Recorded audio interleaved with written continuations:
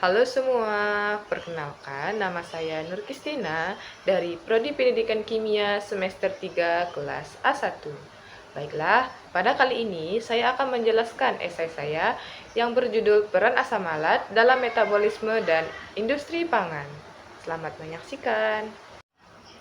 Nah, yang pertama kita akan membahas pengertian dan sejarah dari asam malat.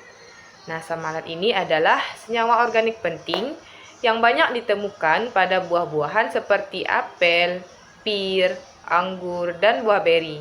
Nah, senyawa ini pertama kali diisolasi dari jus apel pada tahun 1785 oleh seorang ahli kimia dari Swedia yang bernama Carl Wilhelm Scheele, yang kemudian dia memberikan nama asam malat ini yang berasal dari bahasa Latin, yaitu malum, yang berarti apel. Selanjutnya kita akan membahas struktur molekul dari asam malat ini.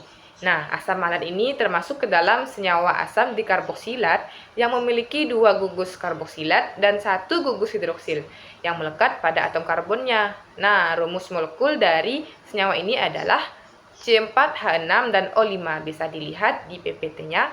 Nah, kedua gugus fungsi asam karboksilat ini terletak di ujung molekul, sementara gugus hidroksilnya terdapat pada atom karbon kedua, serta memiliki 4 atom karbon.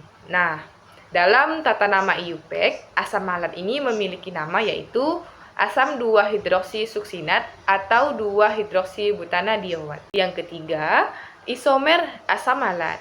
Nah, asam malat ini memiliki 2 isomer optik, yaitu L-malat dan D-malat.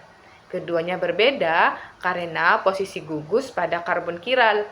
Nah, tapi dalam metabolisme tubuh itu hanya L-malat yang digunakan, terutama dalam siklus energi, karena struktur L-malat ini memungkinkan ikatan hidrogen yang kuat sehingga berfungsi lebih baik dalam reaksi biologis.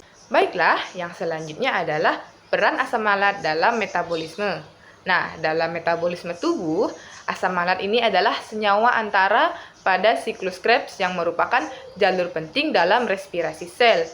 Senyawa ini juga berperan dalam menghubungkan proses pemecahan karbohidrat, lemak, protein untuk menghasilkan energi dalam bentuk ATP. Selain itu, asam malat juga berperan penting dalam jalur metabolisme C4 pada tanaman sebagai molekul transportir CO2 yang memungkinkan tanaman C4 untuk melakukan fotosintesis dalam efisiensi tinggi, bahkan dalam kondisi kekeringan. Nah, dalam jalur metabolisme, asam malat ini memiliki kaitan erat dengan beberapa senyawa organik yang lain, seperti asam fumarat yang merupakan prekursor langsung dalam pembentukan asam malat. Nah, selain itu, asam oksaloasetat juga memiliki hubungan yang erat dengan asam malat, yang mana asam malat akan dioksidasi menjadi oksaloasetat oleh enzim malat dehidrogenase yang kemudian menghasilkan produk samping berupa NADH. Baiklah, selanjutnya adalah peran asam malat dalam industri pangan.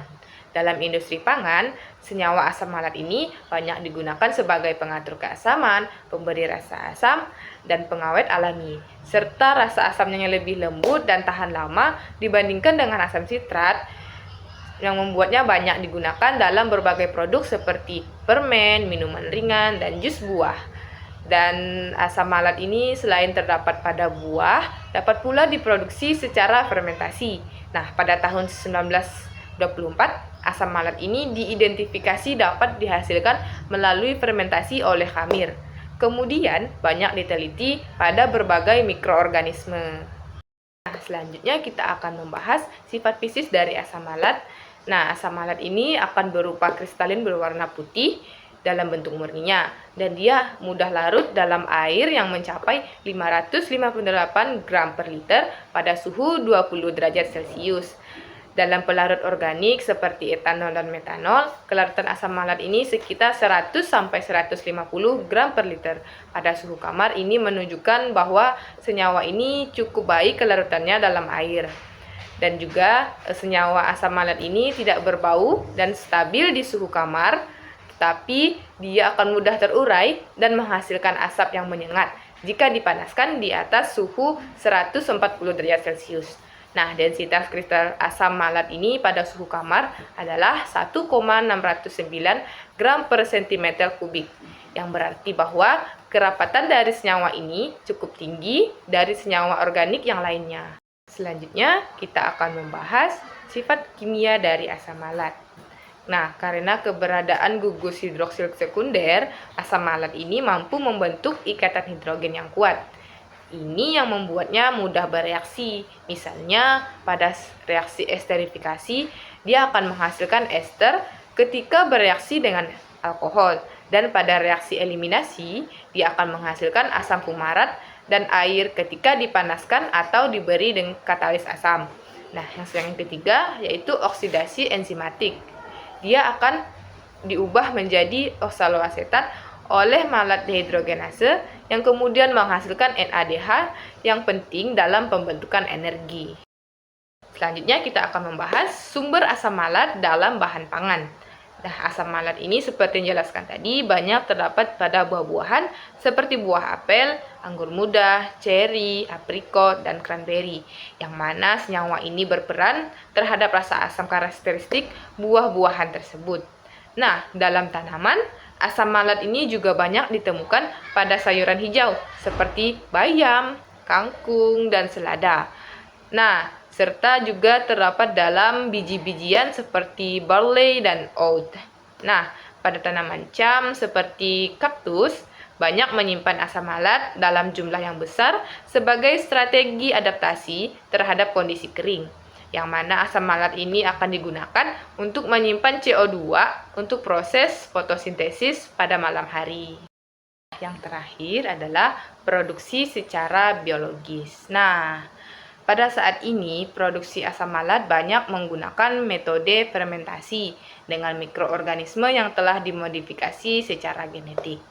Nah, mikroba yang umum digunakan adalah Aspergillus oryzae dan Saccharomyces cerevisiae, yang merupakan mikroorganisme yang umum digunakan dalam industri karena kemampuannya dalam mengubah substrat sederhana seperti glukosa menjadi elmalat dengan efisiensi yang tinggi. Yang terakhir adalah kesimpulan. Kesimpulannya adalah asam malat ini adalah senyawa multifungsi yang memiliki peran penting dalam metabolisme sel, fotosintesis tanaman, dan industri pangan. Struktur kimianya yang unik memberikan sifat fisik dan kimia yang berguna, sementara ketersediaan alami dan teknik produksi fermentasi membuat asam ini banyak digunakan dalam produk makanan modern. Nah, sekian penjelasan dari saya. Saya ucapkan terima kasih karena sudah menonton dan sampai jumpa.